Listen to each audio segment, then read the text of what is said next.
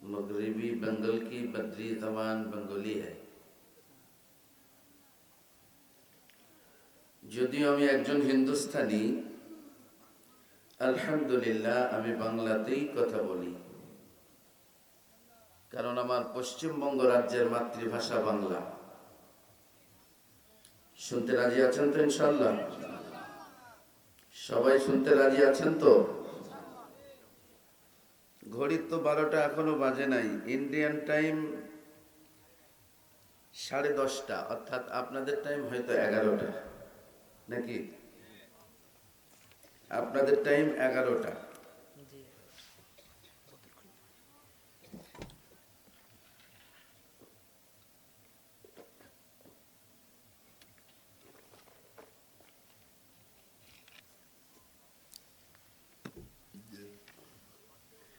ঘড়িতে 12টা বাজে নাই, তারপরেও মাহফিলের 12টা বেজে গিয়েছে। কারণ কি? কারণে আজকে একটু ঠান্ডা বেশি, তাই না? তো বাইরে ঠান্ডা হলেও তো আলহামদুলিল্লাহ ভিতরের পরিবেশ যথেষ্ট আরামদায়ক। যারা বাইরে আছেন তাদের দৃষ্টি আকর্ষণ করছি, দীর্ঘক্ষণ আপনাদেরকে বিরক্ত করবে আমার চাহিদা আমার নাই। বর্তমান অবস্থার প্রেক্ষাপটে সামান্য কটা কথা আপনাদের সম্মুখে উপস্থাপন করব ইনশাআল্লাহ। আমা তাওফীকি ইল্লা বিল্লাহ। আপনারা দেখছেন আলহামদুলিল্লাহ শারীরিকভাবে আই এম ফাইন, বাট মানসিক দিক দিয়ে একেবারে ক্ষতবিক্ষত। কারণটা অন্য কিছু নয়, কারণ এই বাংলাদেশ। বাংলাদেশ অর্থাৎ আমি আশা করি 2024-এর 5ই আগস্টের পর থেকে নিয়ে আপনারা বর্তমানে অনেক ভালো আছেন, ঠিক না? তো যেদিন থেকে আপনারা ভালো থাকতে শুরু করেছেন, ঠিক সেই দিন থেকেই আমরা জুলুম অত্যাচারের শিকার হতে শুরু করেছি। কারণটা অন্য কিছু নয়। আমার ভারতের পশ্চিমবঙ্গ রাজ্যের কিছু বাঙালি সাংবাদিক বাংলাদেশ সম্পর্কে এমন মিথ্যাচার করছে টিভি টেলিভিশনের মাধ্যমে, তাদের মিথ্যাচারে সমগ্র ভারতবাসী উত্তপ্ত। সমস্ত ভারতের হিন্দু ভাইরা মুসলমানদের উপর অত্যাচার, জুলুম, নির্যাতন শুরু করেছে। তারা বলছে বাংলার প্রতিটা জেলায় হিন্দু কতল চলছে, মন্দিরে মন্দিরে আগুন জ্বলছে। এটা যাচাই বাছাই করার মতো তাদের কাছে তো তেমন কোনো ব্যবস্থা নেই। কেবলমাত্র তাদের মিথ্যাচারে তারা উদ্বুদ্ধ হয়ে নির্বিচারে মুসলমানদের উপরে জুলুম করছে। আসলে কি সত্যি সারা বাংলায় হিন্দুদের মন্দিরে মন্দিরে আগুন জ্বলছে? হিন্দুদেরকে কতল করা হচ্ছে? এটা তো আমি বুঝছি, কারণ আমি তো সারা বাংলায় সফর করে দেখছি প্র্যাকটিক্যালি। আলহামদুলিল্লাহ বাংলার 60টা জেলায় কম বেশি আমি প্রোগ্রাম করেছি। তো ওই 60 জেলার মানুষের সঙ্গে রিলেশন আছে, তাদের সঙ্গে কথোপকথন হয়। ইভেন প্র্যাকটিক্যালি আমি সেখানে যাচ্ছি, আমি নিজে চোখে দেখে আমার ভারতের 5 থেকে 6টা জেলায় কম্পালসারি আমি চ্যালেঞ্জ করে করে বেরিয়েছি। ভারতের মিডিয়ারা বাংলাদেশ সম্পর্কে যে মিথ্যাচারগুলা করছে এগুলা সম্পূর্ণ অযৌক্তিক। আসলে বাংলাদেশে হিন্দুরা অশান্তিতে নেই, নির্যাতিত নয়, তারা নিষ্পেষিত নয়, বরং তাদের যথেষ্ট সিকিউরিটি দেওয়া হয়েছে। এভাবে তামাম ভারতে আমি চ্যালেঞ্জ করে করে বেরিয়েছি। কিন্তু বড্ড কষ্ট লাগে। গত কয়েকদিন আগে আপনার বাংলার ময়মনসিংহ জেলার ভালুকাতে ঘটে যাওয়া একটা ঘটনাকে কেন্দ্র করে আমার চ্যালেঞ্জ করার আর মুখ নেই।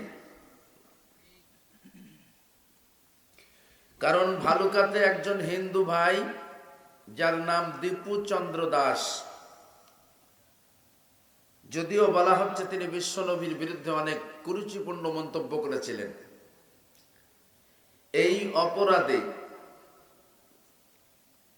কিছু আবেগী বাঙালি তাকে হত্যা করে গাছে ঝুলিয়ে যেভাবে তাকে জ্বালিয়ে পুড়িয়ে দিয়েছে, এ দৃশ্য তামাম বিশ্ববাসীকে নড়িয়ে দিয়েছে।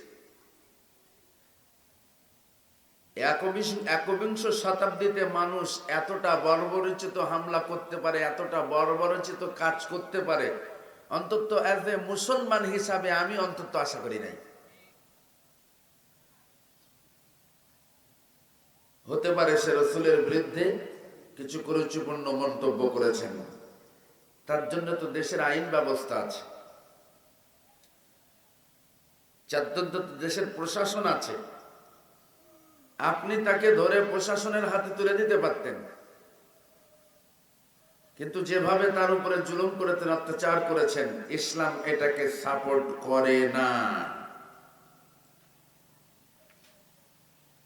আদর্শে রাসূলের ভিতরে এগুলো আদৌ নেই, বরং কোরআন স্টেট জানিয়ে দিচ্ছে, ওয়ালা তাসুবুল্লাযীনা ইয়াদউনা মিন দুনিল্লাহি ফায়াসুবুল্লাহা আদওয়ান বিগাইরি ইলম।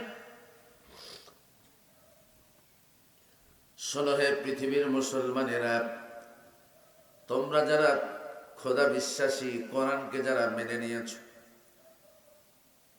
রবকে যারা স্বীকার করে নিয়েছ, আমি তোমাদের রব, তোমাদের জন্য অর্ডার করছি, তোমার আল্লাহকে ছেড়ে অন্য দেব দেবীতে যারা বিশ্বাসী, কালী দুর্গা গণেশের উপরে যারা ঈমান এনেছে, তোমরা তাদের গালি দিও না, তোমরা তাদের বিরুদ্ধে মন্তব্য করো না।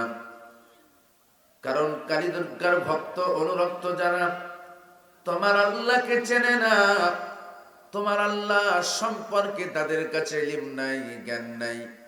সুতরাং তোমরা যদি কালীকে গালি দাও, দুর্গাকে গালি দাও, ওই কালী দুর্গার ভক্ত অনুরক্ত যারা আছে তারা তোমার আল্লাহকে না চিনে তোমার আল্লাহকে গালি দিতে পারে। কথাটা কার? কোরআন যেহেতু আমাদেরকে শিক্ষা দিচ্ছে, সেই কোরআনী শিক্ষা আমরা কেন নেব না? ইভেন পরের অংশে আরো বলা হচ্ছে, কাযালিক যায়্যানা লিকুল্লি উম্মাতিন আমালাহুম।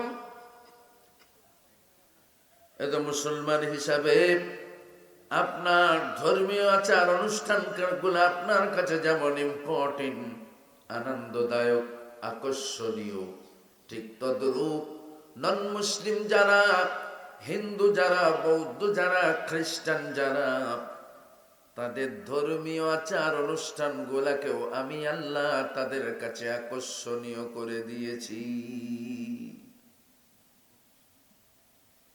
মুসলমানদের আশা জাগতে পারে তাহলে আর আগামীকাল থেকে মসজিদে নয়, বলেন মন্দিরে যে ঠাকুরের কাছে নম নম করব, নো প্রবলেম, যেতে পারে। তবে আয়াতের শেষ অংশে আল্লাহ রাব্বুল আলামিন স্পষ্ট বলছেন, সুম্মা ইলা রাব্বিহিম মারজিউহুম ফায়ুনাব্বিউহুম বিমা কানু ইয়ামালুন।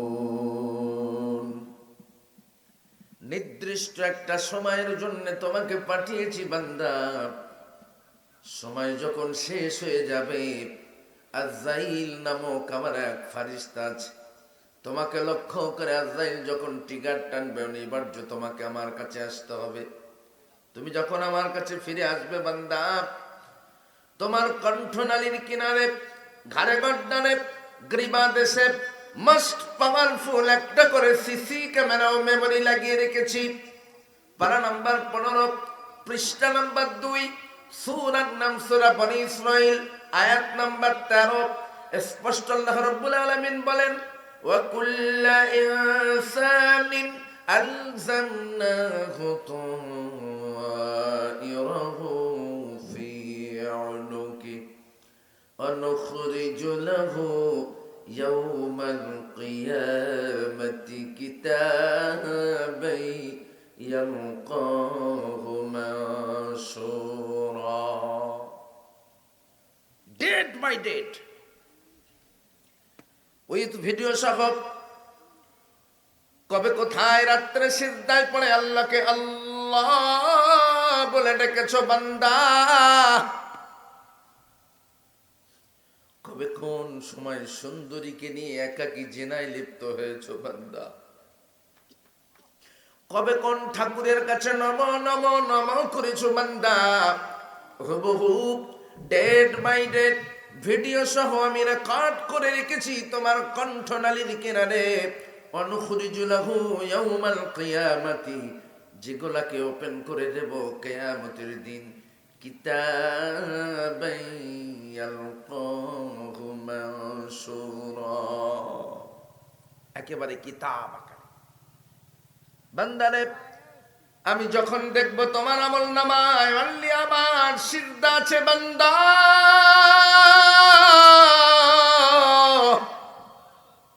ডাইরেক্ট তোমাকে জান্নাতুল ফিরদাউস দেব। আর যদি দেখি কালি দুর্গার সিজদা আছে বান্দা, কড়াই গন্ডায় হিসাব আমি সেদিন তোমা হতে বুঝে নেব। মন চাইলে ঠাকুরের কাছে যান, মন চাইলে মসজিদে যান, নো প্রবলেম।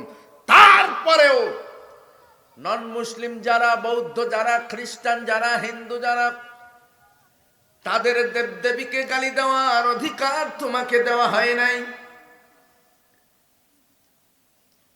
রসুল প্রীতি দেখাতে যে কিছু রসুলের ভক্ত যে কাজটা বর্তমানে করলেন, তার এফেক্ট তামাম পৃথিবীতে কেমন আসবে এ বিবেচনা তাদের নেই।